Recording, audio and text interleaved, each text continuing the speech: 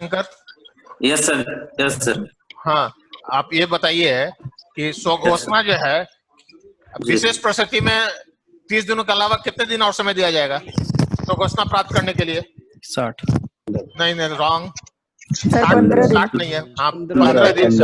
हाँ, 15 दिन और दिया जाएगा। चलिए 15 दिन सही है। अतिरिक्त दिन दिया जाएगा। हाँ 15 दिन बिल्कुल सही। चलिए दीप शिखा जी। हेलो सर, दयाशंकर बोल रहा हूँ। हाँ दीप शिखा जी। सर दयाशंकर बोल रहा हूँ, 15 दिन होगा सर। हाँ ओके, थैंक यू। चलिए सही है। दीप शिखा।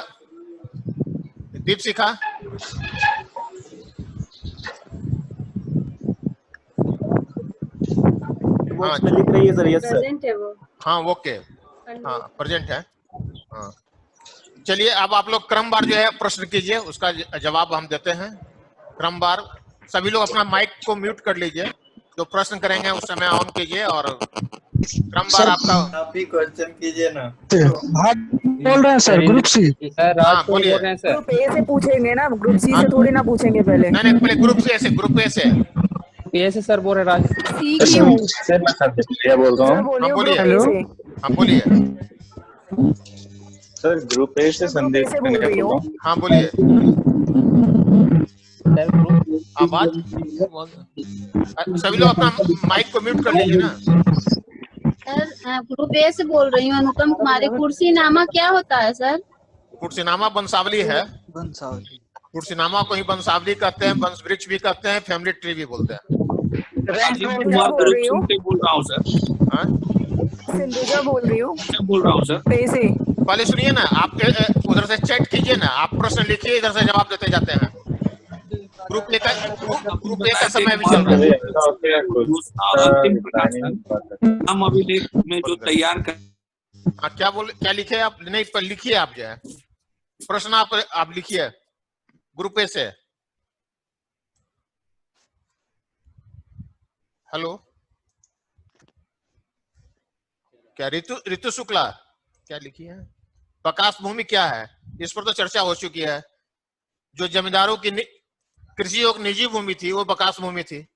जीरात जो है बंगाल सर्वे जो मैनुअल था, कैडेस्ट्रल सर्वे से पहले जो जमींदारों के अधीन भूमि थी वो जीरात भूमि थी पुराने वाले अधिकार अभिलेख में। कैडेस्ट्रल सर्वे से पूर्व के अधिकार अभिलेख की भूमि थी जो जीरात भूमि थी। हाँ अमित कुमार जी, क्या है आपका प्रश्न? बोलिए अमित जी। हेलो। हाँ बोलिए अमित जी।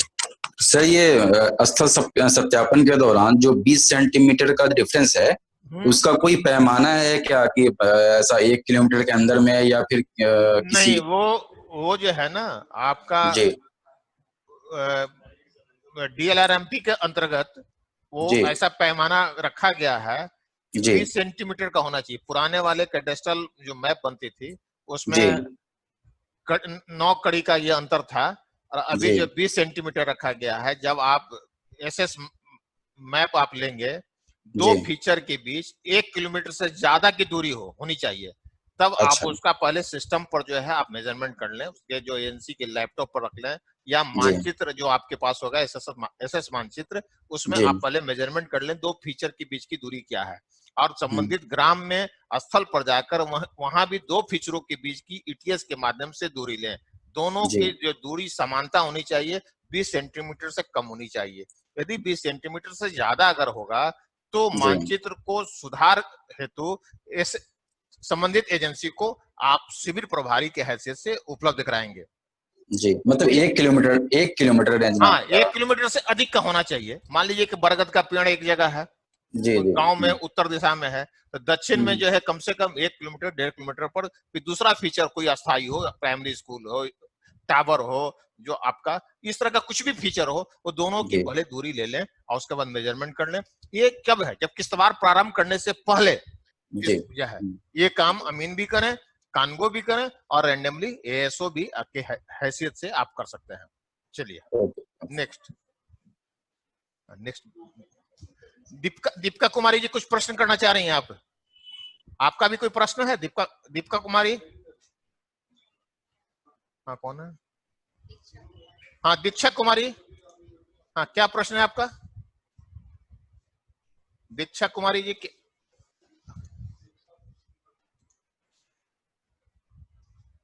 दीक्षा जी। सर। हाँ, बोलिए। सर, कोई घर में जुड़वा जगह है, उसको कोई दूसरा किसी के कब्जे में है, लेकिन वो जगह जिसका था वो मर चुका है, बट दूसरा कोई उसको कब्जा करके रखा है, तो वो जगह किसका होगा? देखिए, पहला तो यह है कि आपके रजिस्टर 2 मिलेगा, आप रजिस्टर 2 की सॉफ्ट कॉपी लेती हैं और उस प्लॉट का आप देख लीजिए कि पहले स्वामित्व में किसका था। उसका अगर कोई दावेदार नहीं है और कोई अवैध रूप से कब्जा है, तो उसका अगर वंशज है, उसके वंश वृक्ष जो बनाई है, अगर वो उनके वंश वृक्ष में पौत्र हो या कोई अन्य सदस्य हो, वो बाहर रहते हो, और तब भी जो है उन्हीं का खाता खुलेगा। अगर कोई दखल कब्जा अगर कर रहा है, जमीन जोत आबाद कर रहा है, उससे उसका स्वामित्व दखल के आधार पर उसका स्वामित्व का निर्धारण नहीं किया जा सकता है। ये बीटी एक्ट में कहता है कि को पार्टनर का दायित्व है। मान लीजिए कि एक भाई एक यहाँ खेती कर रहा है, एक भाई बाहर अगर मुंबई में रह रहा है, तो ऐसा नहीं है कि उसका अधिकार खत्म हो जाएगा, उसका दखल नहीं माना जाएगा, उसका भी दखल माना जाएगा। इस तरह एक भाई यदि मान लीजिए ऐसा भी मिलेगा, एक भाई ही चाहता है कि पूरा अपना खाता खुलवा ले, तो आप नहीं खोलेंगे, क्योंकि आप गांव में जब सर्वे करेंगे तो आपको वंश वृक्ष बनाती हैं, आपको पता चल जाएगा 4 भाई है, 2 भाई है। यदि कोई व्यक्ति ही जो जोतने के लिए दिया अवैध रूप से जोत आबाद कर रहा है, कह रहा है कि मेरा नाम से खाता खोल दीजिए, तो नहीं खाता खोलेंगे आप। चलिए, ठीक है सर। हाँ, बोलिए, क्या आप कहना चाह रही हैं? हाँ, चलिए, अमित जी अब जुड़े हुए हैं हमारे लाइन पर, उनका क्या प्रश्न है? हाँ, बोलिए अमित जी।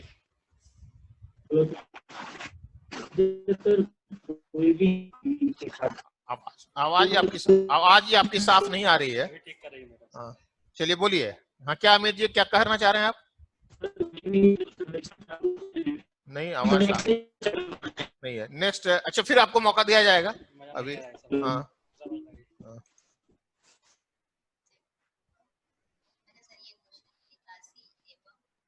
बेन पदाधिकारी रूप में एसओ मुख्यालय हेडक्वार्टर होते हैं या सिविल होते हैं। सुनिए, जो जिला स्तर पर बंदोबस्त कार्यालय होता है, वहाँ एएसओ हेडक्वार्टर जो होते हैं, वो ड्राइंग डिस्बर्सिंग का उनको शक्ति प्रदत्त है। वो बंदोबस्त अधिकारी महोदय के द्वारा उनको शक्ति दी जाती है, और वो पैसा निकालना और वितरण करना वो ट्रेजरी के माध्यम से उनका दायित्व बनता है। वो शिविर में जो पदाधिकारी होते हैं, सहायक बंदोबस्त पदाधिकारी, वो निकासी और बैन पदाधिकारी नहीं हो सकते हैं। चलिए, नेक्स्ट है अब ग्रुप ए से और कोई प्रश्न?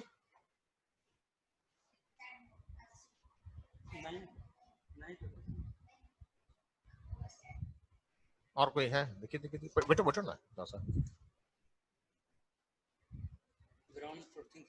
ग्राउंड ट्रूथिंग जो है स्थल का सत्यापन करना। किस्तवार के क्रम में जब आप अमीन आपका जाएंगे तो स्थल का सत्यापन करेंगे। जो एसएस मानचित्र है में जो पॉलीगॉन बना हुआ है, उस हिसाब से स्थल का सत्यापन करेंगे।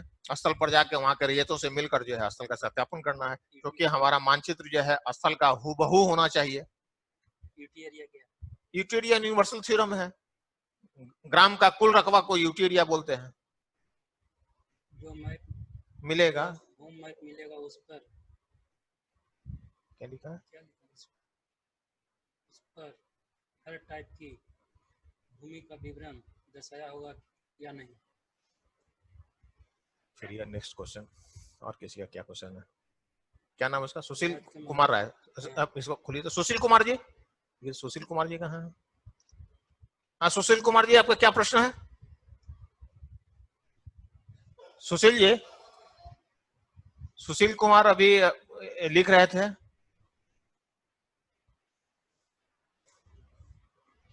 चलिए, एसओ के द्वारा खानापुरी दल के बंदोबस्त पदाधिकारी महोदय के द्वारा ही खानापुरी दल का गठन किया जाएगा।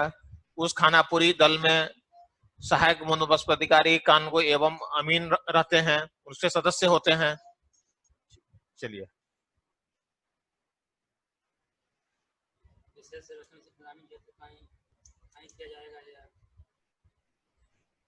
विशेष सर्वेक्षण अभी वर्तमान में ग्रामीण क्षेत्र में किया जाएगा। शहरी क्षेत्रों के लिए पूर्व में बिहार म्युनिसिपल एक्ट 1920 है और रूल्स है। अभी इसके लिए अधिनियम होने वाली अभी नहीं बनाई गई है शहरी क्षेत्रों के लिए। अभी सिर्फ ग्रामीण क्षेत्रों का ही स्पेशल सर्वे एक्ट के अंतर्गत किया जाएगा।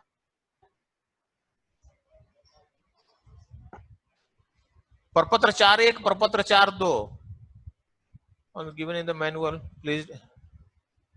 नहीं 4.1 प्रपत्र 4.1 नहीं होगा, 3.1.3.2 है।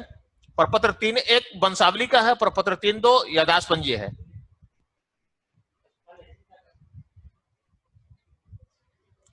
ग्राम सभा में सुजीत कुमार, देखिए ना बहुत सा प्रश्न आ रही है।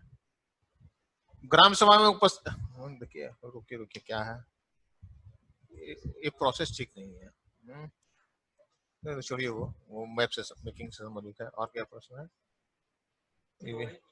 हाँ देखिए मानचित्र निर्माण से संबंधित कल आपका क्लास रहेगा।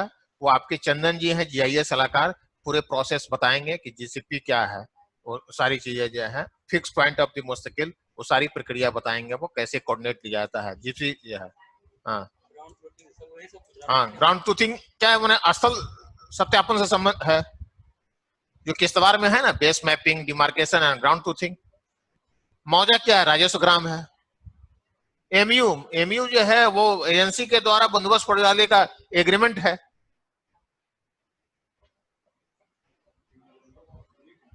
हाँ सब चलिए अब चलिए बी में जाए। ग्रुप बी से प्रश्न कीजिए। ग्रुप बी से प्रश्न का समय आ गया है। ग्रुप ए का समय अवधि समाप्त हो चुकी है। ग्रुप बी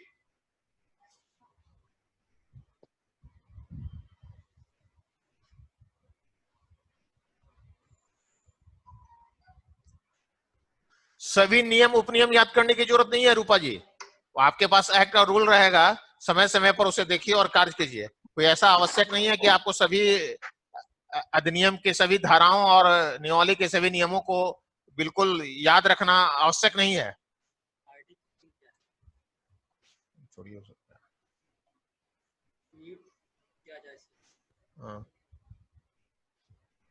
हाँ गैलेक्सी 7। हाँ कैफियत क्या होता है? कैफियत एक अव्यक्ति कॉलम है। कैफियत को ही अव्यक्ति कहा जाता है, उसे ही रिमार्क्स कॉलम कहा जाता है। हाँ सतत लीज के द्वारा अगर राज्य सरकार जो है भूमि को अधिकृत करती है, लीज पर लेती है, उस रैयत जो अगर कोई विभाग है या कोई संस्थान है उसके नाम से खाता खोला जाएगा, या रैयतों के नाम से भी सतत लीज होगी तो उसके नाम से खाता खोला जाएगा। तो वो बिहार सरकार बनाइए। कोई बारिशें नहीं है तो बिहार सरकार हो जाएगा। विश्रांति कैसे करते हैं? विश्रांति में क्या है, अभिलेखों की जांच, अगले चरण के लिए अभिलेखों को तैयार किया जाना। प्रपत्र 8 में आपत्ति प्राप्त की जाती है। प्रपत्र 8 में जो आपत्तियां प्राप्त करेंगे उसे प्रपत्र 10 में पंजी होती है, उसमें संधारित कराना होता है, उसमें दर्ज कर प्रविष्टि कराना होता है। सरहद एक बाउंड्री लाइन है, दो गांवों के बीच जो रेखा होती है वो सरहद है।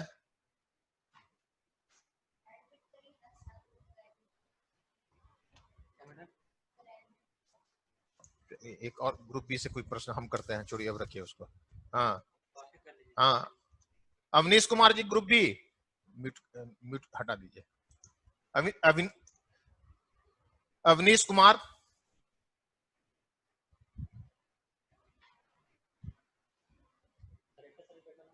अवनीश कुमार जी।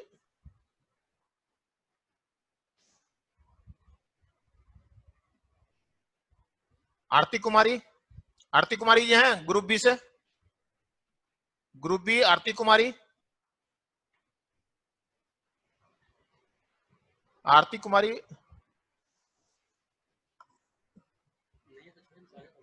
आगे बढ़े हैं। अमित कुमार, अमित कुमार, अमित अमित अमित कुमार, काम करना है। अमित कुमार, हाँ अमित कुमार है, हाँ अमित कुमार, कुमार,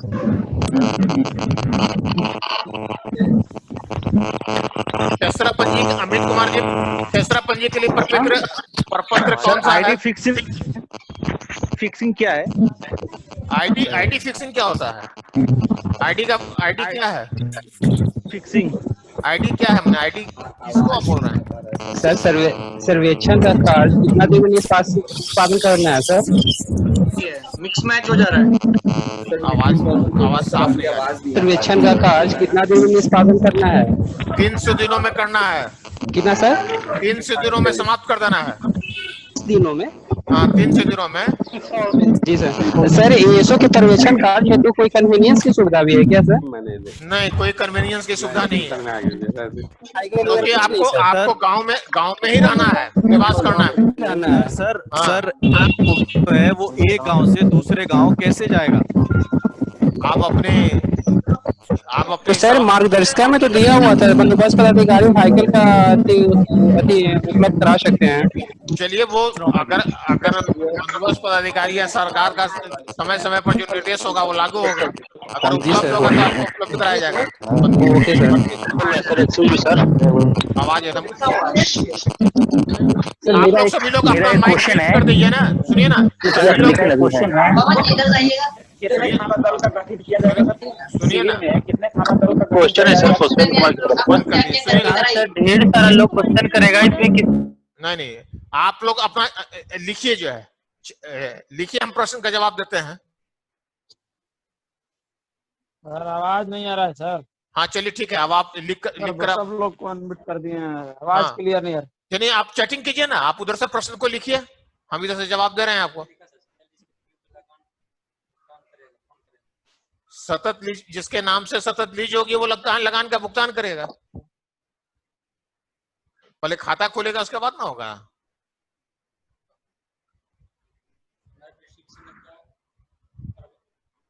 वो आपके आईटी बॉय आपके शिविर में रहेंगे, वो एलपीएम का वो डिस्ट्रीब्यूशन करेंगे।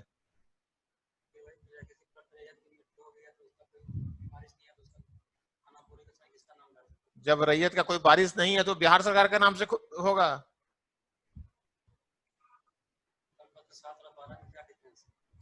प्रपत्र 7 जो खानापुरी पर्चा है, अब प्रपत्र 12 में प्रारूप प्रकाशन किया जाता है। एक ही चीज है, चलिए ना।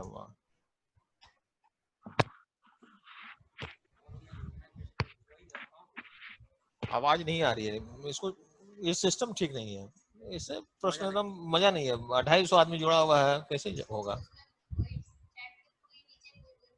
तो चैट में देता है प्रश्न करने लगता है कि उसको जवाब दे पाइएगा। आइए ना, बैठिए ना, देखिए सिलेक्ट बताइए। वो तो हो चुकी है इसका प्रश्न। एक शिविर में कितना खाना दल होगा? देखिए एक प्रश्न उसको कीजिए।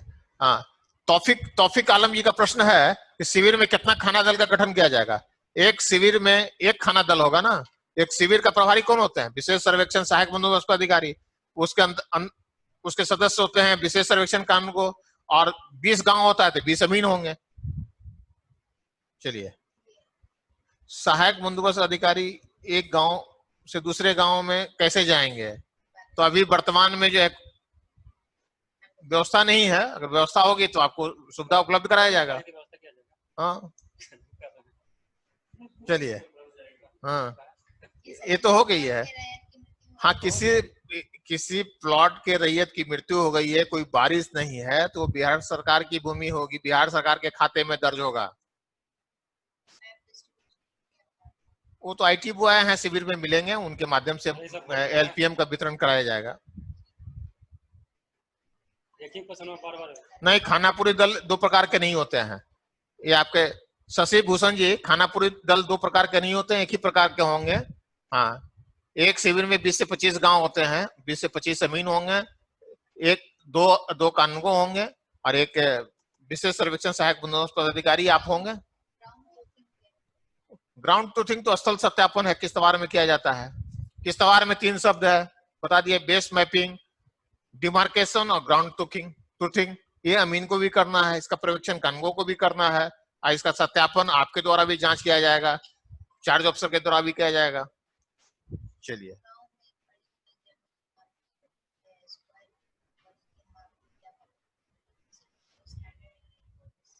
अब आपका जो है ना, अब स्टैंडर्ड यूनिट जो है एकड़ और डिसमिल है। अब फीट में आपकी ETS से जो है ना, फीट में आपके एजेंसी के भी जो बॉय होंगे वो नाप कर बताएंगे कितना फीट दूरी है। हाँ,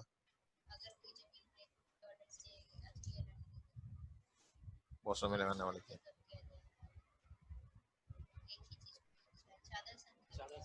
चादर एक राजस्व ग्राम में जो मानचित्र होता है, अगर एक राजस्व ग्राम 500 प्लॉट का है तो एक चादर में आ जाएगा। अगर 5000 प्लॉट है तो एक सीट में नहीं आएगा, एक से अधिक बने चादर में बनेगा नक्शा, वो जाए। तो उसी स्थिति में रकबा के अनुसार वो चादर का निर्माण होता है।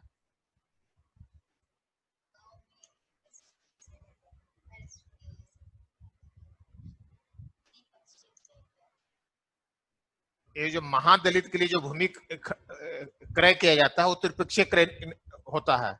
एक अंचल अधिकारी उसमें बीच में होते हैं, रैयत होते हैं, जिनके महादलित के नाम से जो क्रय किया जाता है वो होते हैं, वो त्रिपक्षीय क्रय वही होता है।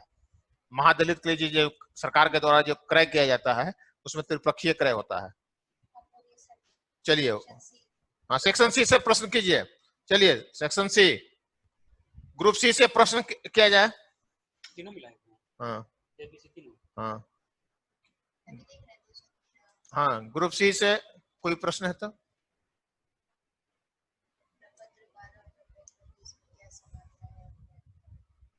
प्रपत्र 12 खानापुरी प्रारूप प्रकाशन है। प्रपत्र 20 में अधिकार अभिलेख का अंतिम प्रकाशन है, का प्रपत्र है।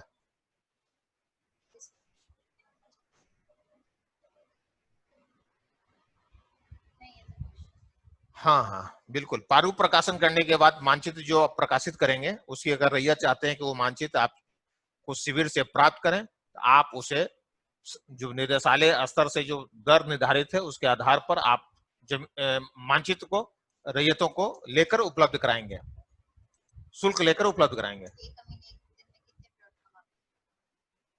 एक अमीन को 100 करना है, 100 पॉलीगॉन्स का सत्यापन करना है।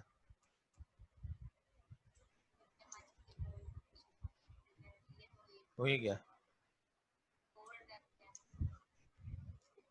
आप जब पुराने वाले जो CS या RS का मैप रहेगा और एजेंसी का जो तैयार किया गया, वहां बाउंड्री पर आप देखिएगा कि एक गांव से, एक राजस्व ग्राम से दूसरे राजस्व ग्राम पर वहां बाउंड्री चढ़ा हुआ मिलेगा, ओवरलैप मिलेगा। उसको जो है यूनिक बाउंड्री जब ट्रांजैक्शन फिक्स करते हैं, दोनों गांव के अमीन वो यूनिक बाउंड्री का निर्धारण करेंगे, सत्यापन कर कर यूनिक लाइन वो खींचेंगे, सरहद खींचेंगे।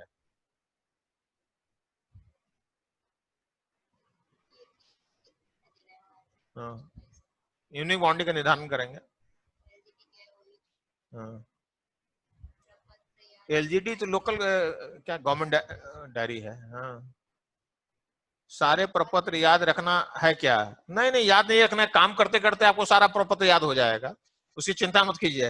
हाँ, तो आप जब एक्ट और नियमावली आप जब पढ़ेंगे और जब काम करना शुरू करेंगे तो सारा प्रपत्र आपको याद हो जाएगा। कहाँ? हाँ, सीमा जी का प्रश्न है। सीमा जी कुछ कहना चाहिए। हाँ बोलिए। हेलो। हाँ बोलिए सीमा जी। हाँ सर, मैं सीमा किरण बोल रही हूँ। हाँ, मेरा मेल आईडी है चंद्र प्रकाश के नाम से। अच्छा, चंद्र प्रकाश के नाम से मेल आईडी आपका है। अच्छा सर, ये नियम 11 प्रपत्र 13 और प्रपत्र 15 और 16 एक बार रिपीट कीजिए ना। प्रपत्र 13 में प्रारूप प्रकाशन की सूचना दिया जाता है रैयतों को, ये जान लीजिए पहले, ठीक है। हाँ हाँ, प्रपत्र प्रारूप प्रकाशन जब प्रपत्र 12 में जब अधिकार अभिलेख का प्रकाशन करती है, प्रपत्र 12 में उस प्रकाशन की सूचना आप निर्गत कीजिएगा ना संबंधित राजस्व ग्राम में कि आपका प्रारूप प्रकाशन किया जा रहा है, तो प्रपत्र 13 में सूचना निर्गत करेंगे। 14 में जो है आप जब प्रकाशन करेंगे तो रैयत जो होंगे वो आपत्ति देंगे तो प्रपत्र 14 में देंगे। जब रैयत आपत्ति देंगे उसे संधारित कहीं कीजिएगा ना, तो उस स्थिति में 15 में उसका संधारण होगा, 16 में पावती दिया जाएगा, एक प्रति आप उसको दीजिएगा ना कि आपका आपत्ति प्राप्त किए, तो प्रपत्र 16 में पावती दीजिएगा, रिसीविंग दीजिएगा। तो आप जब ये नियमावली में प्रपत्र सारा लगा हुआ है उसको आप देखिएगा तो आपको सब याद हो जाएगा, धीरे धीरे काम कीजिएगा, शुरू कीजिएगा। तो चलिए, आप लोग दिलचस्पी ले रही हैं, इसके लिए बहुत बहुत धन्यवाद। Thank you sir. हाँ पायल जी, आपका क्या प्रश्न है? सर, अगर कोई भूमि है जिसपे दो पक्षों पे विवाद चल रहा है और वो जमीन किसी भी तरीके से अपने अपने नाम पे करा लिए हैं, तो फिर वो जमीन सरकार मुआवजा देकर वो जमीन लेना चाहती है, तो उस मुआवजा किसको देगी सरकार? नहीं, मुआवजा देकर सरकार लेना चाहती है, दोनों आदमी की दो जगह रसीद कट रही है, तो पहले तो ये डिसाइड करना होगा कि एक आदमी सही दावेदार कौन है। तो उसी स्थिति में आपको बता चुके हैं कि जमानदी रद्दीकरण बिहार दाखिल खारिज अधिनियम 2011 की धारा 9 जमानदी की रद्दीकरण अपर समाहर्ता महोदय के न्यायालय में वाद दायर कर या आप अंचल अधिकारी के रूप में जो कार्य करते हैं पदाधिकारी, वो उनके यहाँ रिपोर्ट करते हैं, या भूअर्जन के क्रम में अमीन को पता चलता है कि एक ही जमीन की दो दावेदार है, दोनों आदमी रसीद प्रस्तुत कर रहे हैं, तो उसे अपर समाहर्ता के न्यायालय में इसकी सूचना देते हैं। उनके संज्ञान में आने पर वो स्वयं स्व प्रेरणा से सभी पक्षों को सूचना देकर उसकी सुनवाई प्रारंभ करते हैं, जिसका सही होता है किसी एक पक्ष में निर्णय देते हैं और दूसरे पक्ष का जमानदी रद्द करते हैं, तत्पश्चात उसकी मुआवजा दिया जाएगा। ये दाखिल खारिज अधिनियम के 9 के तहत जमानदी रद्दीकरण की प्रावधान है।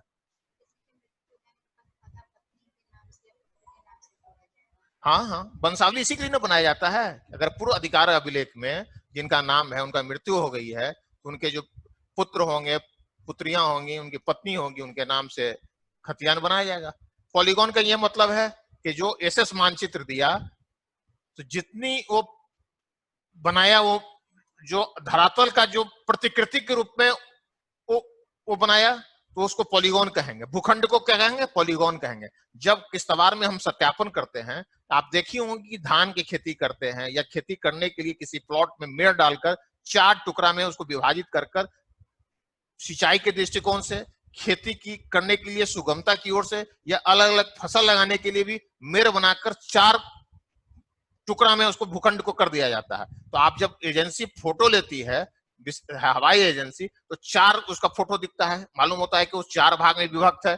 जब स्थल पर अमीन आपका जाएगा तो पूछेगा कि जमीन किसका है, एक है तो बोलेगा कि राम सिंह का है, ये बगल वाला किसका है तो राम सिंह का है, तीसरा किसका है तो राम सिंह का है, चौथा भी राम सिंह का है, तो समझ गए कि ये चारों पॉलीगॉन एक ही रैयत का है। तब एक खेसरा का निर्माण होता है। तो खेसरा के निर्माण होने से पहले जो भूखंड की रूप होती है, प्रतिकृति होती है, वो पॉलीगॉन होता है। क्लियर हो गया? सभी लोग, आप लोग सुन रहे होंगे। जब किस्तवार हो जाता है, तत्पश्चात वो प्लॉट का रूप ले लेता है, प्लॉट खेसरा का निर्माण हो जाता है। चलिए सर, ये लिख रहे हैं आप विशाल जी कि गुनिया का प्रयोग अभी किया जाता है कि नहीं। अब गुनिया का प्रयोग अभी भी, आप जो अमीन हमारे संविदा अमीन थे, आप उसको करते हैं। अब आप लोग नए हमारे जो अमीन होंगे वो अपना अभी भी करेंगे या स्केल से, और जो स्केल होगा उसी हिसाब से करेंगे। प्रयोग तो होगा ही। हल्का नंबर जो है वो अंचल कार्यालय में राजस्व हल्का कर्मचारी होते हैं। एक अंचल कार्यालय जो है प्रशासनिक दृष्टिकोण से 7, 8, 9, 10 भाग में विभक्त कर दिया जाता है। विभक्त भाग को ही हल्का कहते हैं, हल्का है, उसका एक नंबर दे दिया जाता है, वो हल्का नंबर हो गया।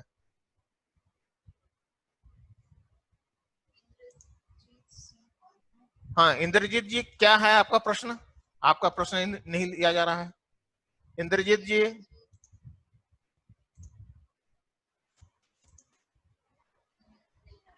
सर पिछले सेशन से मैं क्वेश्चन कर रहा हूँ सर, लेकिन क्वेश्चन लिया नहीं जा रहा सर। मेरा ये कहना है सर कि इस बारे में सर, जैसे मतलब अभी एक क्वेश्चन आया है सर कि अगर ये जो हमारे आवेदक हैं वो अगर हमसे मैप का मांग करते हैं, जो कि मेरा पूरा मैप बोले तो जैसे अगर एजेंसी हमको मैप देती है, उसमें कुछ विसंगतियां आती है, उसको रिटर्न करते हैं, यानी कि सारा प्रोसेस अगर बाकी है और आवेदक के द्वारा अगर मांगा जाता है, तो इसका सर क्या प्रावधान है?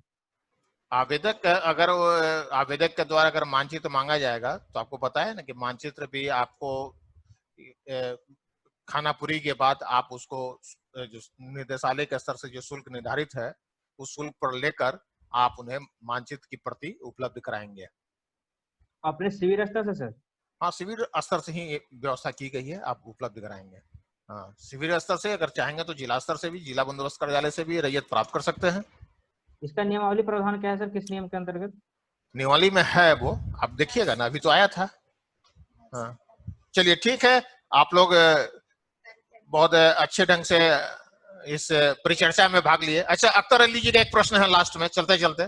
चलिए अख्तर अली जी, क्या है प्रश्न आपका, बोलिए। आवाज नहीं आ।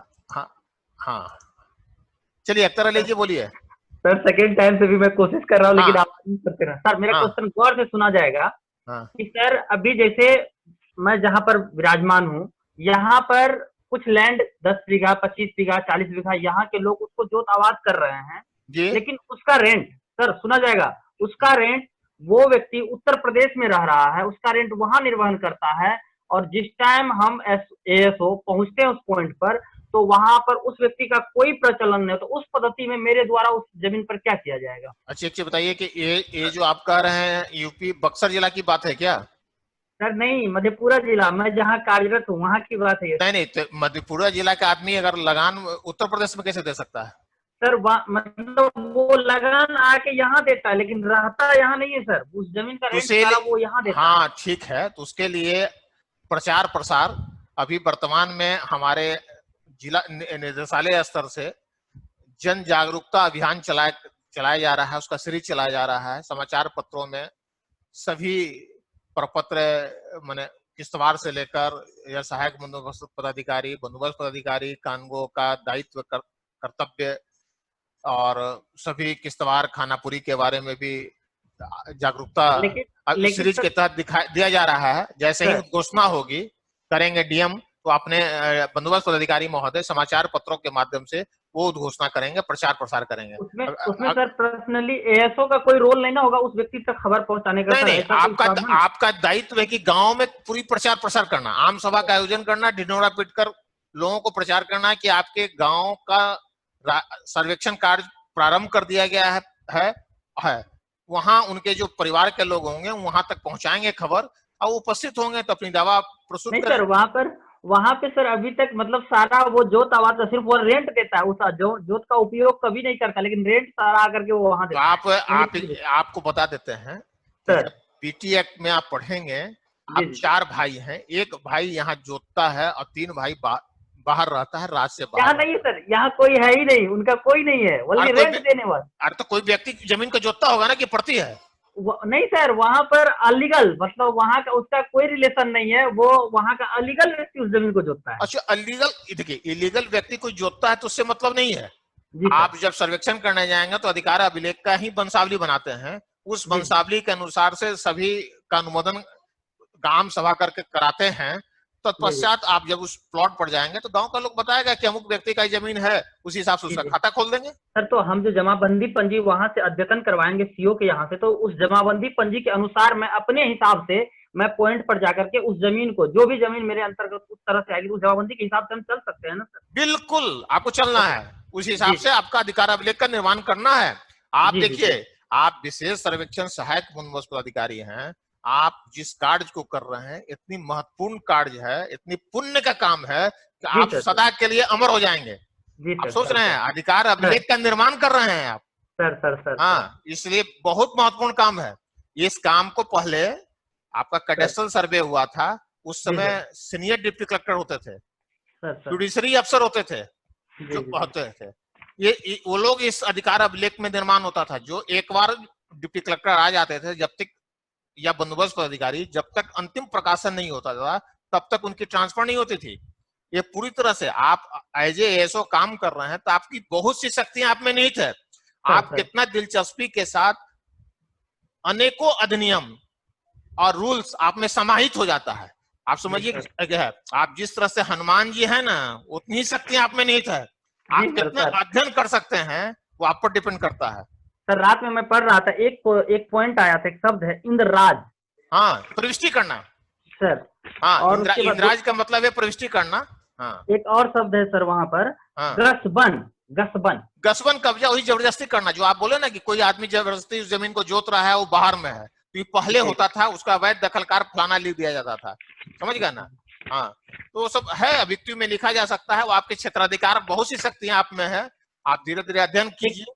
अभी तो एक वर्ड है सर, सर एक वर्ड है मिताक्षरा, ये मैं कहीं सुना था लेकिन आज मेरे एक बुक में मिला। मिताक्षरा, देखिए जब सक्सेशन एक्ट की बात करते हैं, इंडियन सक्सेशन एक्ट 1956 और भारतीय उत्तराधिकार अधिनियम 1925, इसके तहत ये सब बातें आएंगी, जिससे वसीयत में भी आपको जरूरत पड़ेगी और उत्तराधिकारी में भी बनेगा।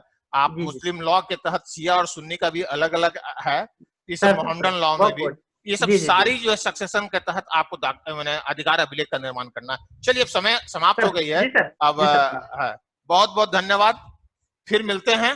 Okay sir. और चलिए, बहुत दिलचस्पी के साथ आप लोग सभी लोगों ने आप लोग दिखाया, इसके लिए बहुत बहुत धन्यवाद आपको जो है। चलिए।